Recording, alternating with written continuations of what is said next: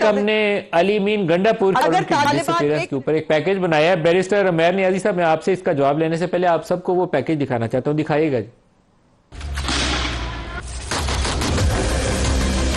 मैं बाकायदा तौर पे आज इनकलाब का ऐलान कर रहा हूँ।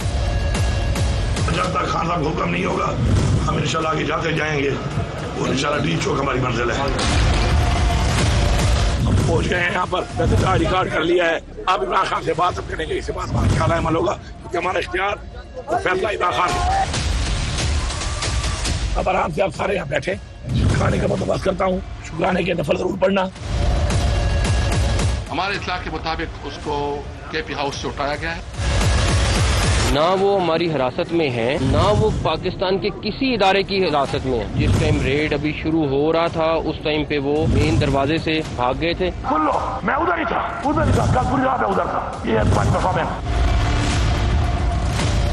4 छापे से मारे हैं, अल्लाह साथ हो, ऐसे सारे बदल नजर नहीं आता।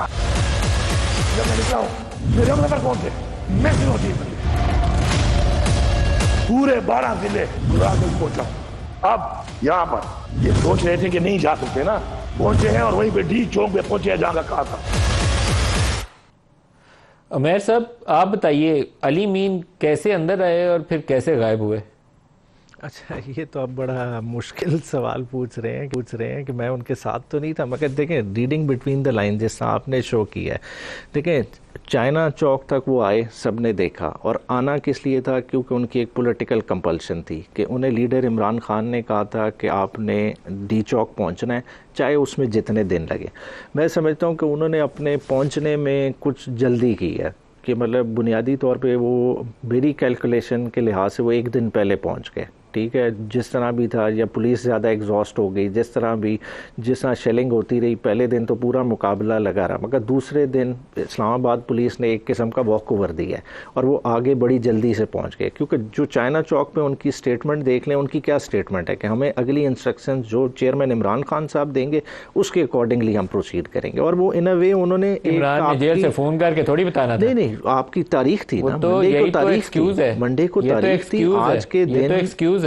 नहीं, एक्सक्यूज़ नहीं। देखें, आपका कम्युनिकेशन एक चैनल मौजूद है, हर दिन ट्रायल चलता है। उनकी आज भी तारीख थी जिसको आज इन्होंने एडजर्न करके आगे ले गए। ये तो इन्होंने बहुत जल्दी की। इन्होंने जो है ना हमला आवर हो गए केपी के हाउस पे, जो कि एक तुक की नहीं बनती थी, और इन्हें पता ही नहीं चला कि वो किस तरह से निकल गए। जिन फैक्टर्स पे आप हाईलाइट कर रहे हैं, तो बेसिकली तो ये भी डबल क्रॉस हो गए। तो इस चीज़ पे इन्हें भी सोचना चाहिए। देखें, एक हाउस की सैंक्टिटी हाँ, ये तो टाइम के साथ पता चल जाएगा। मगर देखें, जो सैंक्टिटी ऑफ द हाउस की आपने बात की, देखें इस तरह इस लॉजिक मैं सैंक्टिटी पे भी आपसे जवाब लूंगा, लेकिन इंटरेस्टिंग सबसे यह है कि चाइना चौक तक इनकी आमद बगैर इजाजत के नहीं थी, और यहाँ से इनका रवानगी और फिर जो छुपा जाना था और किसके पास थे उस वक्त और कौन ना दे रहा था, ये सारी चीजें आपको जवाब देनी चाहिए।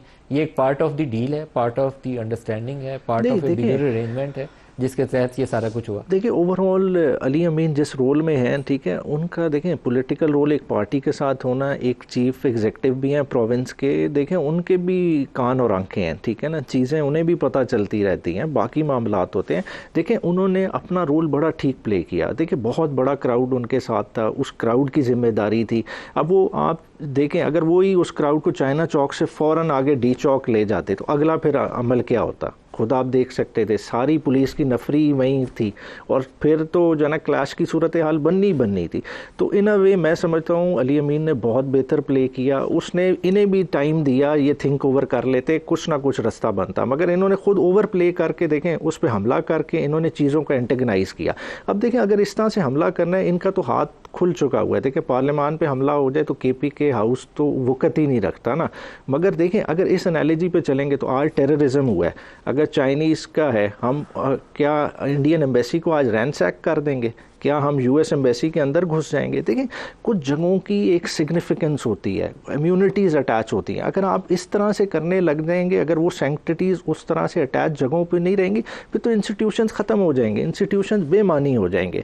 देखें, आपको अली अमीन ने as a person, as a politician बहुत स्पेस दी, और उस चीज़ को जो है ना इन्हें एक्नॉलेज करना चाहिए था। इन्हें वहाँ मुज़ाकरात होते, चीज़ों का हल निकलता है। देखिए, हमारे दौर में भी तो 2 लॉन्ग मार्च हुए। मौलाना फजल रहमान साहब आए थे ना 2019 में, टॉक्स चलती रही, गैप बनते हैं, फिर वो वापस भी चले गए। इसी तरह बिलावल साहब 2022 मौलाना में ने आप लोगों से मुज़ाकरात करने पसंद नहीं थे किए। आपको अगर पता नहीं है तो मैं आपको बता दूं, आपकी टीम जाती थी, वो मौलाना वहाँ उनको एंटरटेन नहीं थे करते, वो एट बेस्ट अकरम दुरानी से मिलके आ जाते थे। मौलाना ने मुज़ाकरात किए थे उस वक्त की मिलिट्री एस्टेब्लिशमेंट से, देखिए अल्टीमेटली वापस चले गए ना। हमने ये हाल तो नहीं किया था जो इन्होंने किया ना, कि टेयर गैसिंग शुरू कर दें, लोगों को स्पेस ही ना दे। देखें eight the end of the day, देखें आर्टिकल 15, 16, 17 हमारे आइन का हिस्सा है ना।